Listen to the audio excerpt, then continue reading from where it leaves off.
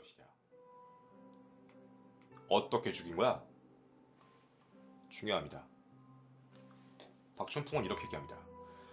말다툼을 하다가 밀었는데 벽에 부딪히면서 넘어져서 숨졌습니다. 첫 번째 진술입니다. 근데 경찰이 조사해본 결과에 의하면 벽에 부딪혀서 죽은 흔적이 아니라 방바닥에 누워 죽은 흔적이에요. 벽에 부딪힌 흔적 자체는 없습니다. 그랬더니 진술을 번복합니다. 바닥에 있어서 죽었다. 벽이 아니라 바닥에 부딪혀 죽었다. 첫 번째 진술 바꾼 겁니다. 근데요, 국가수가 나중에 이제 시신 유기된 걸 다 찾잖아요. 하나씩 찾아서 머리를 발견해서 확인을 해봤는데 목에 하나가 보입니다. 즉, 사인은 질식사로 나오게 됩니다. 두 번째 번복이죠. 자기가 밀어서 죽었다가 아니라 질식시켜서 죽인 겁니다. 그렇게 하고 총 수원 이외 화성시까지 해서 4곳에다가 시신을 유기하게 된 것. 결과는 무기징역이었습니다. 여기까지가 경찰에 대한 모든 조사의 내용을 다 말씀드린 겁니다. 여러분, 근데 제가 지금까지 사건에 대한 얘기와 모든 내용을 다 전달해드렸는데 이거 앞뒤 안 맞죠? 이상한 점이 혹시 몇 개세요? 말이 뭔가 앞뒤가 하나도 안 맞아요. 이거 뭐야? 제가 이 사건을 처음에 얘기를 들었을 때도 그랬어요. 이거 뭐 하나도 안 맞는데? 이게 치밀하기도 하고 치밀하지 않은 것 같기도 하고 왜 이렇게 왔다 갔다 하지? 이런 생각이 들었던 내용입니다. 제가 가졌던 굉장히 이상한 장면들을 여러분에게 하나씩 전달을 해드릴 테니까 공감을 하시는지가 궁금합니다. 제가 찾은 굉장히 이상한 첫 번째는요, 이중인격적인 자세입니다. 제가 이중인격이라는 게 어떤 얘기냐면, 박춘풍은 지금 현재 사건을 정리를 해보면 이중적인 측면이 나와요. 뭐냐면 치밀한 부분과 치밀하지 않은 부분이 나옵니다. 무슨 소리냐면 실제로 둘 사이가 원래 사이가 안 좋았고 동거 사이였고요.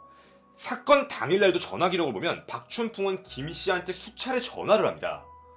그래서 거의 반강제적으로 만나자고 했고, 그렇게 만나면 피해자의 신원이 확인이 되면요, 제 용의선상 1순위가 바로 박춘풍입니다. 박춘풍이 11월 26일날 죽였고 시신이 발견되기까지가 보름의 시간이 있었거든요. 보름 정도. 그리고 박춘풍이 그때 당시에 왜 월세방을 또 옮겨서 가계약을 했냐. 아까 가계약했는데 안 들어왔다 그랬잖아요. 왜 가계약했어? 이유는요, 동거녀가 안 보이면 내가 의심받을까봐 그랬어요. 시신 왜 훼손한 거야? 신원을 확인하면 내 죄가 들통날까봐요. 지금 이 정도 측면을 보면 박춘풍은 치밀하게 움직였어요. 자기가 동거녀가 사라지면 의심받을 거를 생각해서 이사까지 준비했고, 시신을 훼손한 이유도 못 찾게 하기 위해서였고, 그게 이유였던 거죠. 근데 또 다른 측면을 살펴보면 되게 이상하다는 거예요. 시신을 그렇게 치밀하게 자기의 범죄를 감추고 싶었던 애인데 시신을 유기한 장소는 사람들 다 보이는 장소. 그냥 걸어놨잖아요. 보라고. 나무에 걸어놓고요. 그리고 두 번째요. 자기가 들킬 걸 알았다면 월세방이 중요한 게 아니라 쳐야죠. 저도 그래서 박춘풍이 실제 중국에서 범죄 기록이 있는지 확인해봤는데 인터폴 수사 결과에 따르면 실제 박춘풍은 중국에서 어떠한 범법 행위도 없습니다. 얘는 중국으로 도주했었다는 게 정상이에요.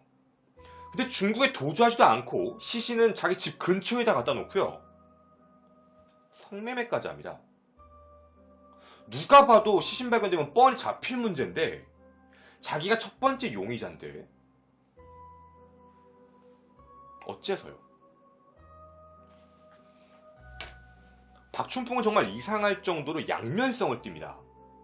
마치 느낌이 좀 오버해서 생각하면 다 다른 사람이 한 거 아니야? 사람이 다른 건가 싶을 만큼 너무 다른 사람의 행동입니다. 하나는 치밀하지만 하나는 굉장히 허술한 느낌이 되게 이상했다는 거죠. 이 점 잊지 마십시오.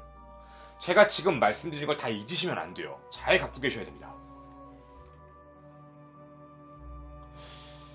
둘째, 경찰 발표도 약간 이상합니다. 왜냐면 실제 처음 발견했던 임모 씨가 실제로 발견했을 땐 등산로에서 5m 떨어진 수풀에 이제 확인했던 등산로에서 확인이 됐다라고 얘기를 했잖아요. 아까 보여드린 이 사진.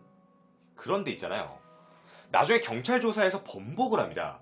실제 이 봉투는 이 위쪽 5m, 경사로 5m의 땅을 한 70cm 정도를 파서 그 안에다가 묻어놓고 위에 나뭇가지 같은 걸로 덮어놨는데, 그랬는데 경찰 발표입니다.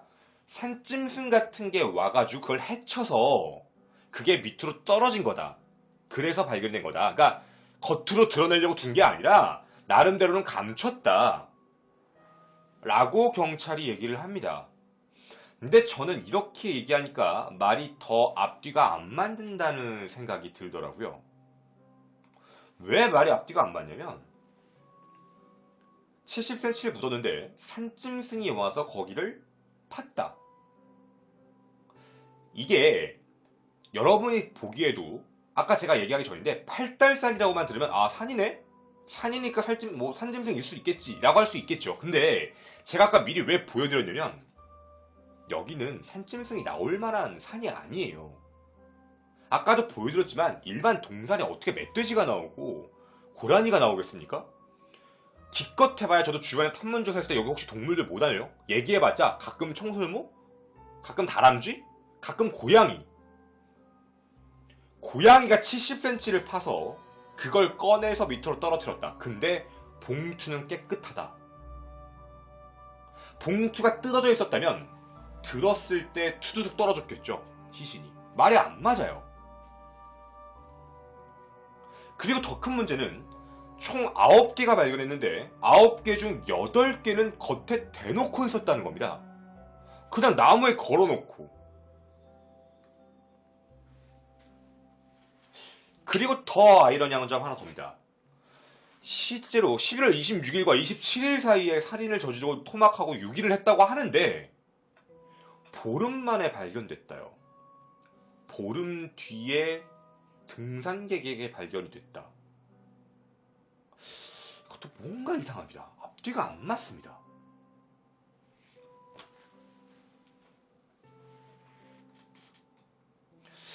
혹시 박춘풍이 거짓말을 하는 게 아니라면 계속해서 느낌이 제3자, 조력자라는 생각이 들어요. 이 모든 내용을 지금 이 두 가지만 합쳐봐도 제3자가 따로 했다라고 하면 그럴 만한 일이기도 하니까.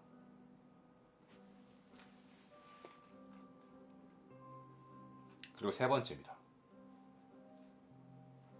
나머지입니다. 실제 경찰은 장기 밀매와 인육 거래는 없을 것이다라고 했습니다. 왜냐면 장기가 발견이 됐으니까요 라고 하더라고요. 여러분, 실제 시신을 다 찾았다라고 하지만 실제로는 시신 유기 장소를 박춘풍은 지목을 한 것에 비해 시신이 3분의 1이 발견이 안 됩니다. 정확하게는 팔과 다리 한쪽씩이 안 나와요. 골반이 발견이 안 됩니다. 그리고 장기 중 일부도 확인이 안 됩니다. 다 발견된 게 아니에요. 그래서 이때 당시에 3분의 2만 발견됐는데 경찰이 더 발견 안 되니까 이걸로 장례 치르세요 하고 장례식 비용 줘버렸어요. 쉽게 얘기하면 유가족들은 시신을 다 찾지 못한 상태에서 장례를 치를 수밖에 없던 상황이었습니다. 많은 겁니까? 많았을까요? 또 이상한 게 있습니다. 속도 문제입니다. 여러분 혹시 유병언 사건을 기억하십니까? 대한민국의 참극의 사건이죠. 바로 세월호 사건과 함께 대두되었던 바로 유병언입니다. 실제 유병언은 죽은 지 일주일 만에 반백골 상태로 확인이 돼서 발견됩니다. 근데요, 2014년 11월 26일 살해, 27일 유기했던 시신, 발견은 12월 4일, 약 보름 정도의 시간입니다.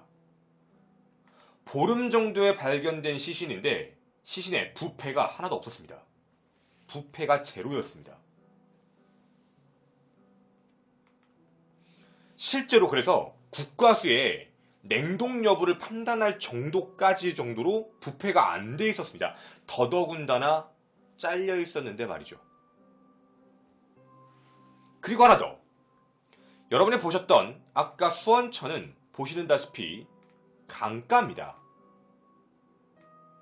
강가 근처면 습합니다. 그리고 이 주변에 비둘기 및 새 이런 게 좀 많아요. 장기가 있었던 공간인데 부패도 없이 냄새도 나지 않고 14일간 그대로 유지가 되었다. 이게 진짜 가능할까요?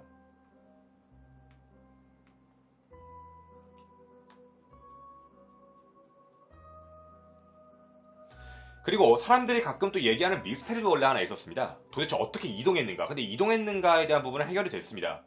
그 택시를 타고 이동했는데 태워준 택시기사가 나왔어요. 네, 그래서 그거는 더 이상 미스테리한 내용이 아니라서 그건 얘기하지 않도록 하겠습니다.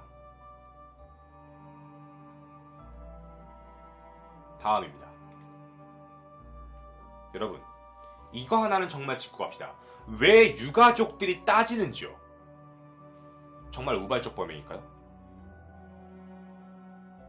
박춘풍은 자기가 매장한 곳을 다 알고 있는 게 맞을까요? 이거 정말 이상한 겁니다. 뇌검사 결과를 믿어야 될까요?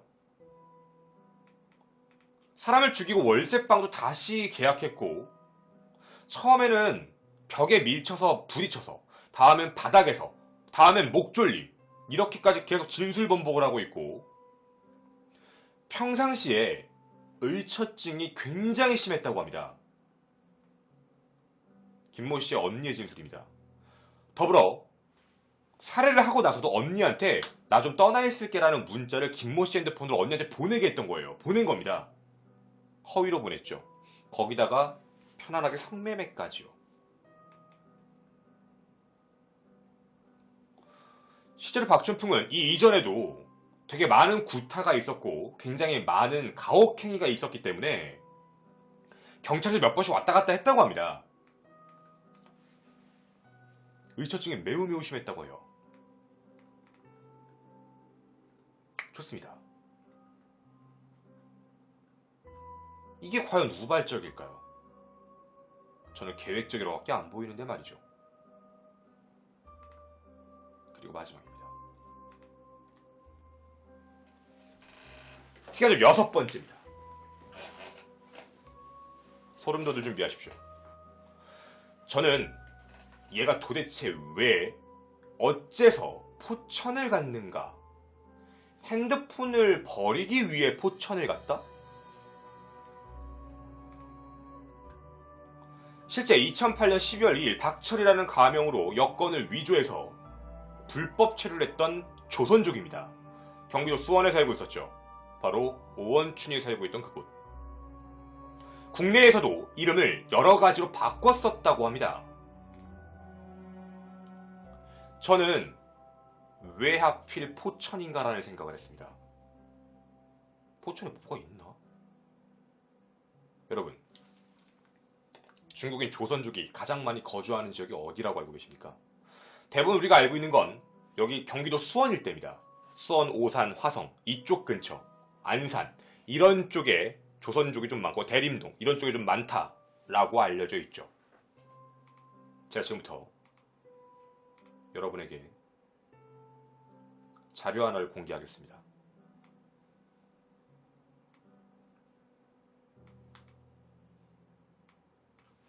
여러분이 안 보이실까봐 확대를 해서 보여드리도록 하겠습니다.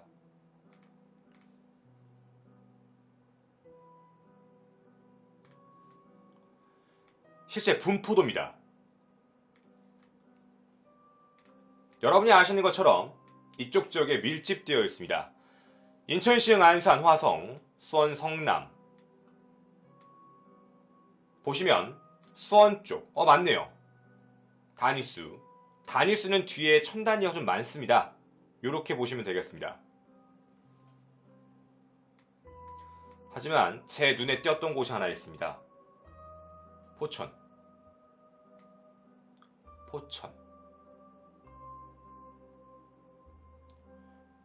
설마.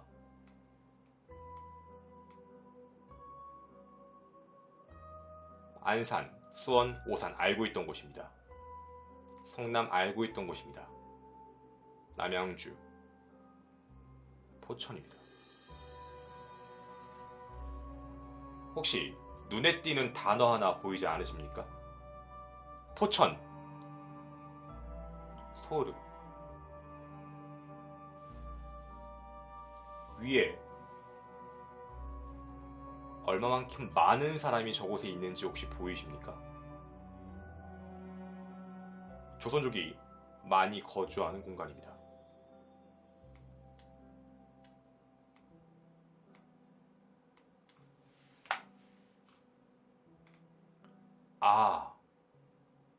갈 수도 있겠다. 조선족들이 많이 있는 공간이니까. 정말 핸드폰만 버리러 갔을까? 아니요. 저는 그렇게 생각 안 합니다. 저는 이 사건에 대해서 결론은 똑같습니다. 하지만 두 가지 중에 하나라고 저는 생각을 합니다. 무조건입니다. 첫째, 저는 만약 박춘풍이 혼자서 한 사건이라면, 혼자서 이 모든 범행을 저지른 사람이라면 저는 가학성 성도착증 환자라고 예측합니다. 가학성 성도착증 환자란 성에 대해서 좀 이제 가학적 행위, 좀 심한 쪽이죠.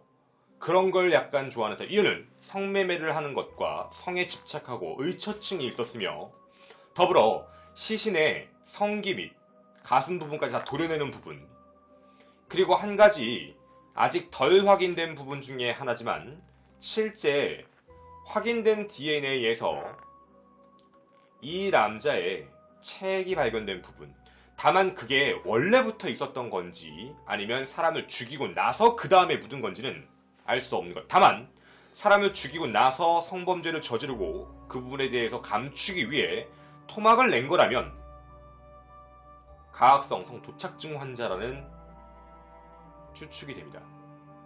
첫 번째 경우의 수입니다. 분명히 충분한 경우의 수가 저는 있다라고 생각을 합니다.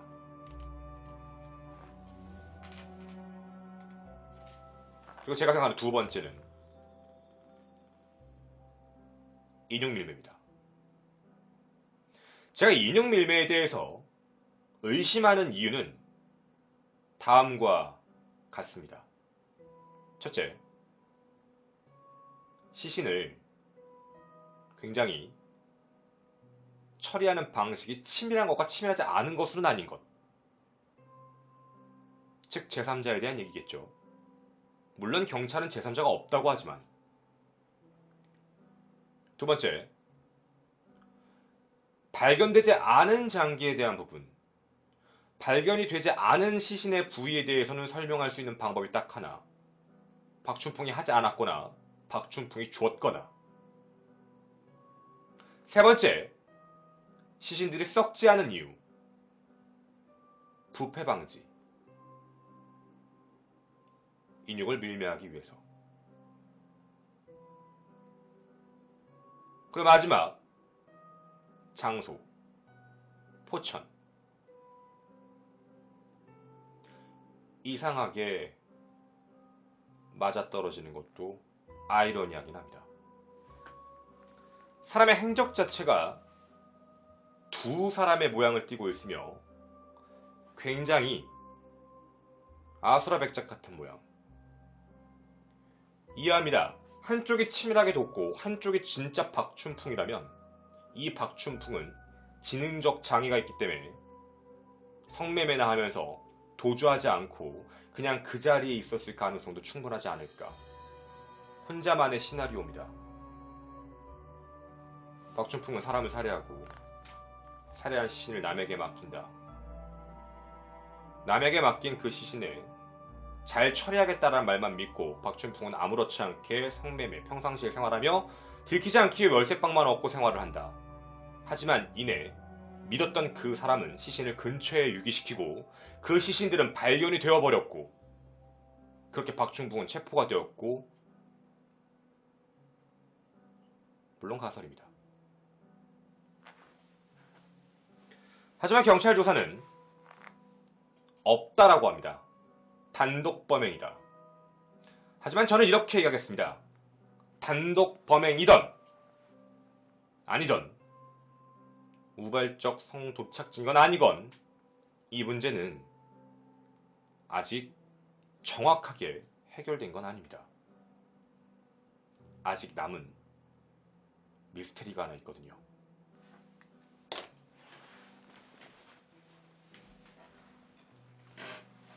제가 마지막으로 갖고 있는 이 사건의 궁극적 미스테리입니다. 하지만 결론은 나왔지만 여러분도 아마 어느 정도는 다 유추하실 수 있는 그런 내용일 것 같습니다.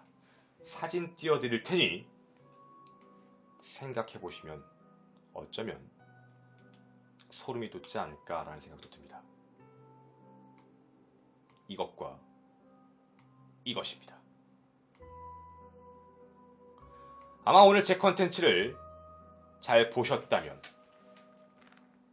아마 제 컨텐츠가 지금까지 이해가 잘 가셨다면 아마 제가 하고 싶은 말과 비슷할 겁니다. 시신을 자르고 유기하는 데까지 하루가 걸렸다.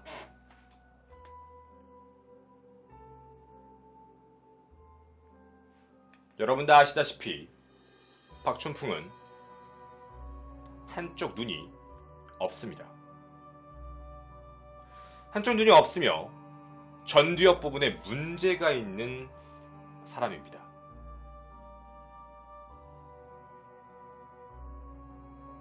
혼자서 하루 만에 시신을 다 해체하고 혼자서 한쪽 눈이 안 보이는 사람이 이 모든 행위를 다 할 수 있었다에 대한 부분, 시신을 하루 만에 전부 다 유기하고 다닐 수 있었다는 것, 그리고 자기 집 근처에다가 시신을 버리고 막상 핸드폰은 포천에 갖다 버리는 굉장히 아이러니한 행동.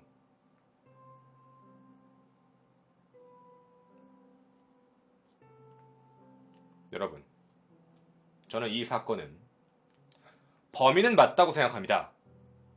하지만 그 내부의 일은 맞지 않다고 생각을 합니다.